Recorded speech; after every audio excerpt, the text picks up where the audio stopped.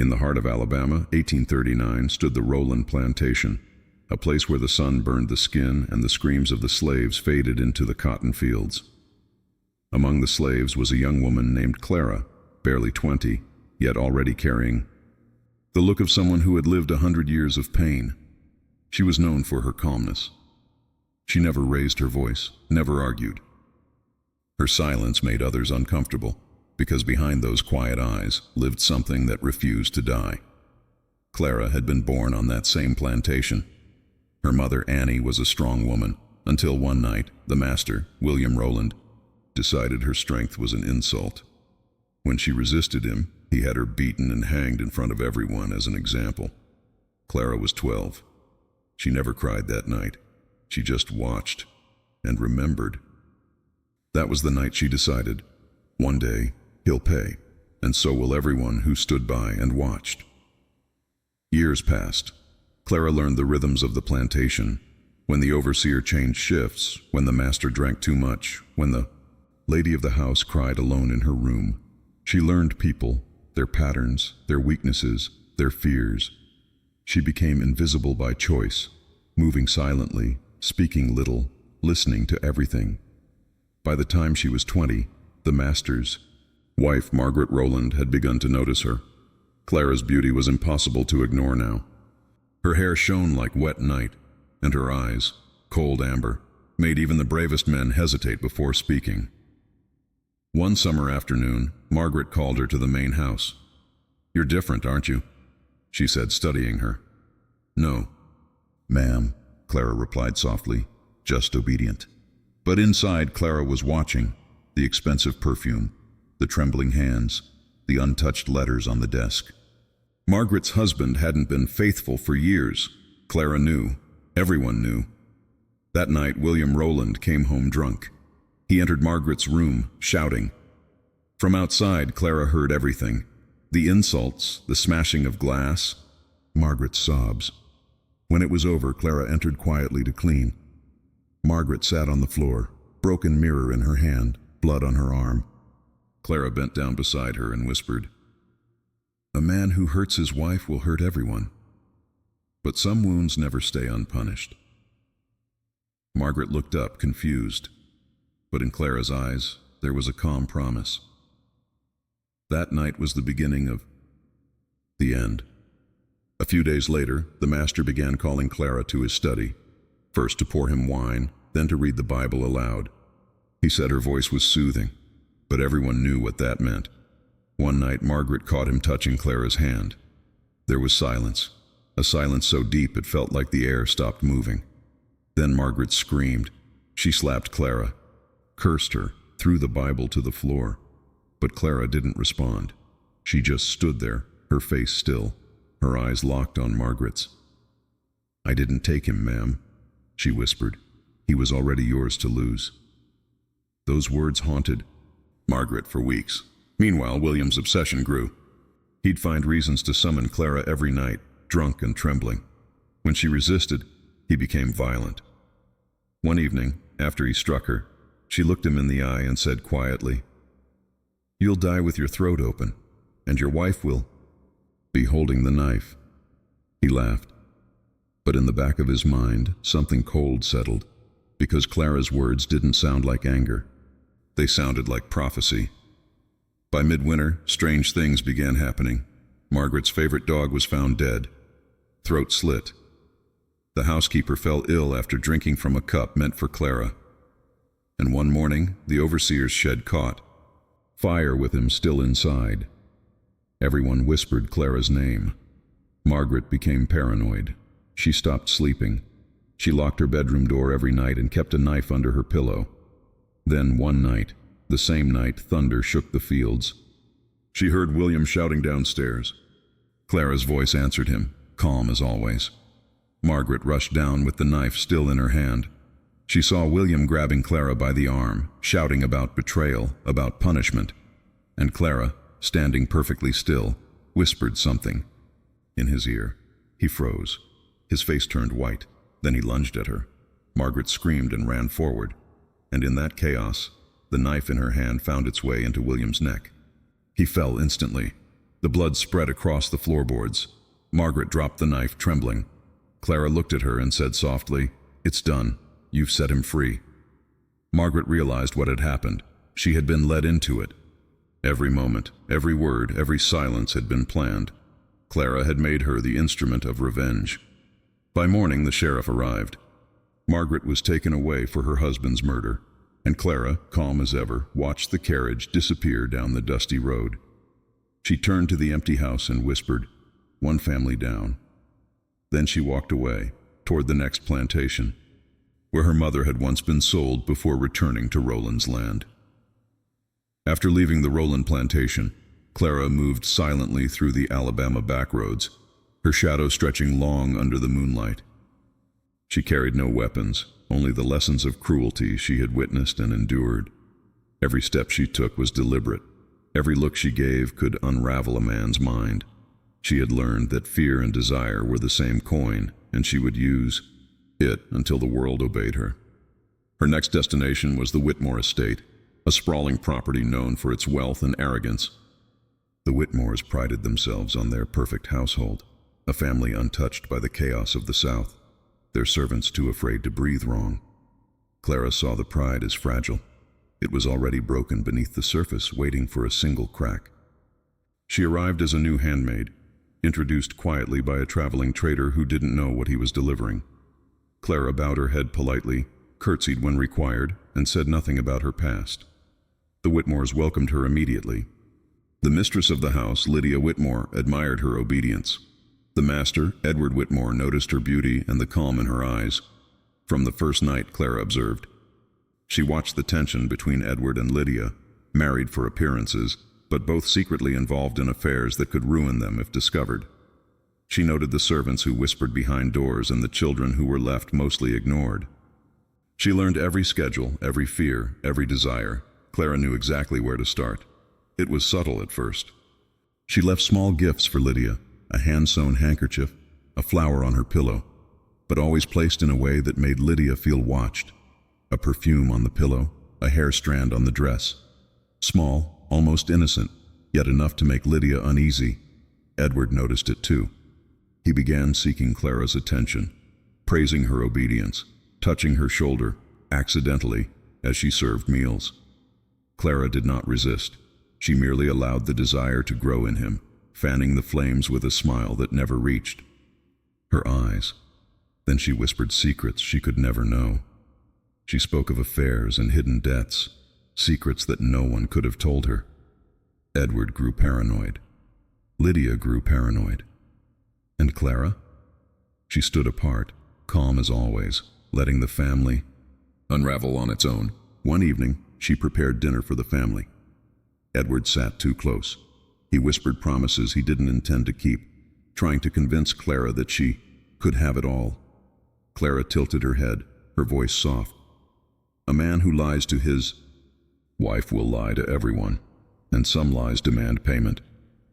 Edward laughed nervously. He didn't realize she wasn't warning him. She was predicting. That night, Lydia overheard a conversation between Edward and Clara, or what she thought was a conversation. Clara had said nothing aloud, yet Lydia felt the words in her mind. Guilt, fear, and shame swirled inside her until she could not sleep. By morning, Edward found his whiskey poisoned. Not enough to kill, but enough to leave him violently ill. The doctor claimed it was food poisoning, but Clara's calm presence during his suffering made him wonder if the sickness was punishment or something more. Lydia, meanwhile, was unraveling. Clara had sown whispers of betrayal in her mind. Every glance Edward gave Clara seemed confirmation of the worst fears Lydia could imagine. Arguments erupted in the kitchen, accusations flew, and the household descended into tension so thick the servants whispered that the house itself might collapse. Clara never interfered directly. She simply existed, letting the tension rise, letting fear and desire consume them both. She watched as Edward and Lydia began turning against each other. Every step of the way, Clara ensured the chaos looked like fate, not manipulation. Weeks passed, and the Whitmores' relationships deteriorated completely. Edward's paranoia became obsessive. He accused Lydia of plotting against him. Lydia accused Edward of plotting against her.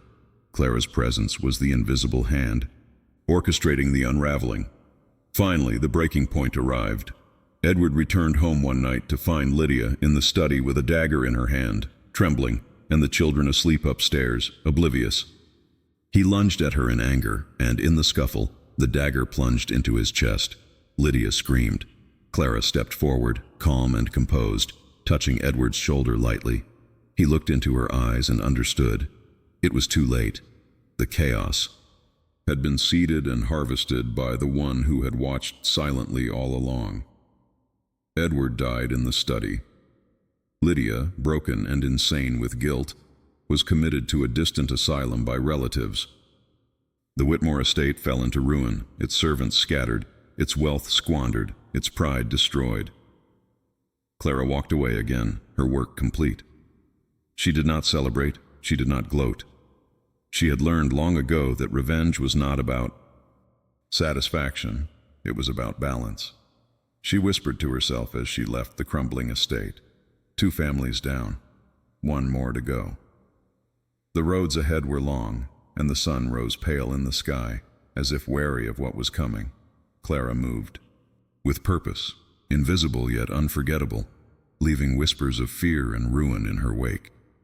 After leaving the ruins of the Whitmore estate, Clara traveled along the river roads of Alabama. The wind carried the smell of burned cotton and decaying leaves from the plantations she had left behind. 2 families destroyed.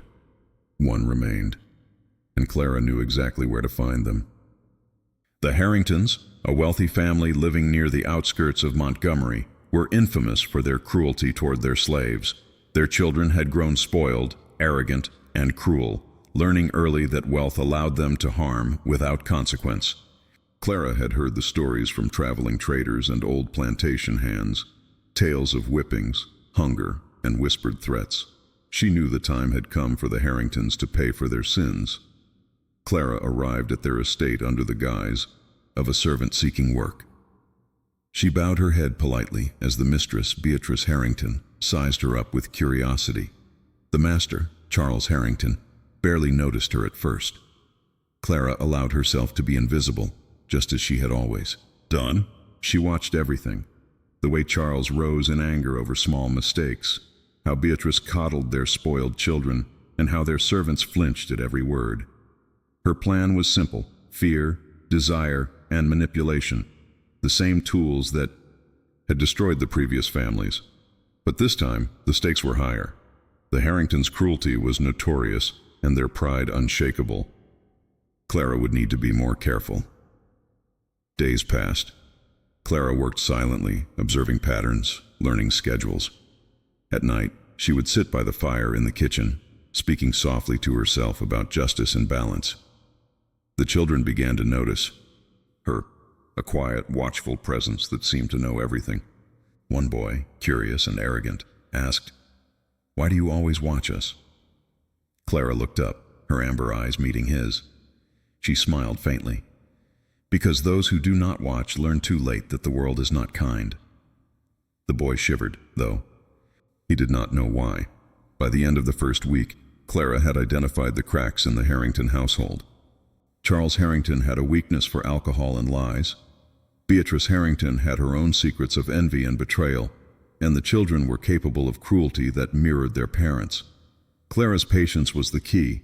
She would wait, and when the moment came, they would unravel without her touching them directly. One night, during a grand dinner, Clara performed the first act. She poured wine for the family, a small smile hidden on her lips. She had laced it with a mild but powerful sedative. Slowly, one by one, the Harringtons began to feel lightheaded, their tempers fraying. Arguments erupted. Charles accused Beatrice of conspiring with the servants.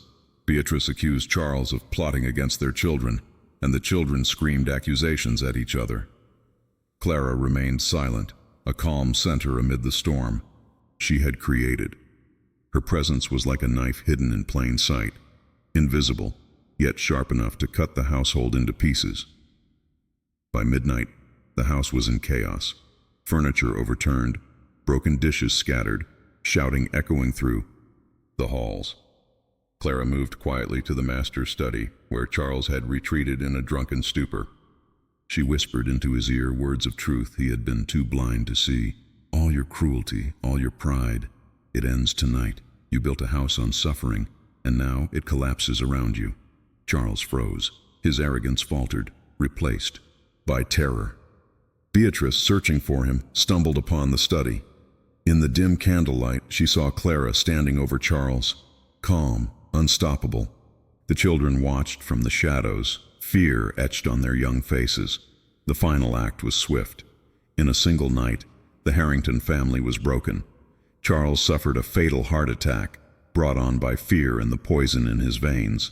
Beatrice fled the house screaming, never to return.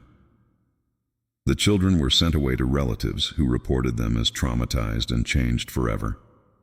Clara walked through the silent halls, her eyes on the destruction she had wrought. She did not gloat. She did not smile. She simply whispered, 3 families, as promised. Justice is served. The estate fell into silence, abandoned by servants and heirs alike. The Harringtons' legacy of cruelty and arrogance was erased, leaving only whispers of a woman whose calm presence had been more terrifying than any whip, any fire, or any weapon. Clara left Alabama quietly, disappearing into the forests and rivers, a ghost among the living. Stories of her spread among slaves and masters alike, a woman who could manipulate minds, predict actions, and deliver justice with terrifying precision. Some called her a witch, some called her a spirit of vengeance, but Clara did not care.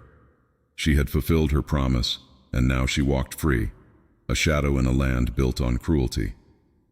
As decades passed, the memory of Clara faded from official history, but whispers remained in the South, a warning of what happens when a soul wronged learns the art of patience, observation, and relentless precision. Do not underestimate the silent, the old slaves would say. The quietest among you may be the most dangerous of all. After the Harrington estate fell into silence, Clara moved quietly across the Alabama backroads, carrying with her a reputation heavier than any chains she had once worn. The sun rose over burnt fields and broken mansions, but the shadow of one woman stretched farther than anyone could see. She had not killed indiscriminately. She had punished with precision, leaving whispers, fear, and ruin behind her like markers of justice. Clara did not seek attention. She did not leave a name. Yet everyone knew of her existence. Plantation owners whispered her name with dread. Slaves spoke of her with reverence. A single mention of Clara could still silence a room. She traveled, not just to survive, but to observe. Her eyes captured the habits of the cruel, the indulgent, and the greedy. Each step she took was measured. Every village she passed, she learned who inflicted pain on those who could not fight back. She never stayed long. One night in a small town, she would leave footprints in the mud. The next morning, the town's richest man found his estate in chaos, a subtle warning that justice could arrive silently. The psychological impact she left was as sharp as the violence she orchestrated. Survivors of her actions never forgot the quiet inevitability of her presence. They described her as calm, almost ethereal, eyes golden and piercing, voice soft yet commanding, always present in the moment before disaster struck. People who had once thought themselves untouchable now walked with the constant fear that their sins were being observed. Even slaves who had suffered abuse now believed in the unseen hand of justice. Stories spread quietly among families in the South. A woman walks the roads unseen, knowing every lie and cruelty, and if she finds you guilty, you will suffer in ways you cannot understand. This was Clara's true power, not her beauty, not her cunning alone, but the fear she planted in the hearts of those who thought themselves above punishment. In the months after her last act of revenge, Clara continued her journey. She visited old plantations under the guise of a traveling maid, a healer, or sometimes simply a wanderer. Every interaction was calculated. A careless master received subtle warnings. A cruel overseer found their supplies mysteriously spoiled. Those who ignored her signs were the ones to face ruin. Yet Clara did not see herself as a monster. Every Action was payback for the suffering she endured and witnessed. The Rowlands, the Whitmores, the Harringtons, these were only the beginning. She had learned early that cruelty, unchecked, was a contagion. By ending it where she could, she brought balance, even if it was terrifying. Her story became folklore, told in hushed tones at night by slaves and townsfolk alike. They said she could appear and vanish like mist, leaving behind only a glance that chilled the soul. Men of power began to question every action, wondering if a quiet observer was watching them. Women of pride found themselves second-guessing every word, every glance, every choice, because fear of the unseen could break even the strongest spirits. Clara's legacy was psychological as much as it was physical. Families she touched never recovered in the same way. Survivors grew paranoid, children inherited fear and suspicion, and the land itself seemed cursed in the stories of those who lived there. Yet the oppressed found hope in her actions. Slaves whispered to each other, "The quietest girl may be the fiercest guardian." She became both legend and warning. Plantation owners who had once wielded power thought twice before cruelty. Slaves who had once bowed in fear now whispered about justice arriving silently like a shadow at midnight. Decades passed. Clara herself vanished from records. No letters, no diaries, no official account mentioned her again. Yet the ripples of her actions endured, families ruined, estates abandoned, and the quiet lesson that those who suffer can return in ways no one anticipates. One evening, years later, an old woman sat by a river, staring at the dark water. She remembered a young girl she had once seen, quiet, observing, golden eyes piercing through the dusk. She whispered a prayer of thanks and fear. "Clara, wherever you are, may your justice never sleep." Clara had become more than a woman. She had become a force, an idea, a warning, a shadow that stretched beyond life itself. She had walked among humans, touched their lives, and left them forever changed. Her story was one of balance and fear, of patience and observation. The South remembered not just what she did, but how silently she did it, reminding everyone that the quietest presence often carried the greatest power. Years had passed since Clara had walked away from the Harrington estate. The cotton fields, the broken mansions, and the rivers she had traced all bore faint echoes of her presence. People still spoke her name in hushed tones. The woman who had destroyed 3 powerful families, yet left no trace of herself behind. She had become more than flesh and bone. She had become a shadow of retribution, a whisper in the wind, a legend no one dared challenge. Clara, however, felt none of the triumph people imagined. She wandered the forests and small towns, observing the world that had once crushed her under chains and cruelty. She remembered her mother's death, the violence of the Rowlands, and the arrogance of the Whitmores and Harringtons. Every step she took was a reminder that justice, though delivered, carried a heavy cost, not just for the guilty, but for herself as well. She found solace in the small details of life, the hush of a river at dusk, the soft rustle of leaves in abandoned fields, the quiet resilience of those who survived cruelty. Yet her mind remained sharp, attuned to the patterns of human behavior. Clara knew that power was not measured in wealth or weapons, but in observation, patience, and precision. Those who underestimated her had learned the hard way, and those who remembered her whispered about the danger of a quiet, calculating presence. Clara never returned to slavery, never served another master, and never sought vengeance again, not because she lacked the will, but because her lesson had been taught. 3 families lay in ruin, their estates abandoned, their reputations destroyed. Fear lingered in the South long after she vanished. Even strangers could sense the legacy she left behind. A plantation owner walking alone in the dark would see her shadow in the corner of his eye. Servants would tell tales of a woman appearing at night, observing silently, delivering justice in ways that defied understanding. Children of the families she had touched grew up haunted by whispers and shadows. The South itself seemed to remember, as if the earth carried her memory in its clay, rivers, and forests. Clara's story, though untold in official history, persisted in folklore. She became a figure who embodied both vengeance and balance, a reminder that cruelty has consequences, and that those who suffer quietly can rise to become unstoppable forces of reckoning. One cold winter night, Clara stopped by the remains of a burned-out plantation she had passed years ago. The charred timbers and abandoned fields reminded her of the price of silence, the weight of patience, and the cost of revenge. She knelt by the river, letting her reflection blur in the dark water, and whispered to herself, "I gave them justice, but the world will never forgive the quiet ones who learn patience." And with that, she vanished into the night, leaving behind a legacy that would haunt both the guilty and the innocent who bore witness. The stories she inspired were not merely tales of fear, they were lessons. Plantation owners began second-guessing cruelty. Families learned that arrogance and abuse could not survive unchecked. The oppressed held on to hope, knowing that someone somewhere might be watching, waiting to restore balance. Clara's legend became eternal not because of violence, but because of her calm inevitability. She taught a generation that justice could come without warning, that the quietest voice could carry the loudest message, and that even the most powerful families were vulnerable to the consequences of their actions. Even decades later, the name Clara was enough to silence a room. Slaves whispered it to each other as a symbol of resilience.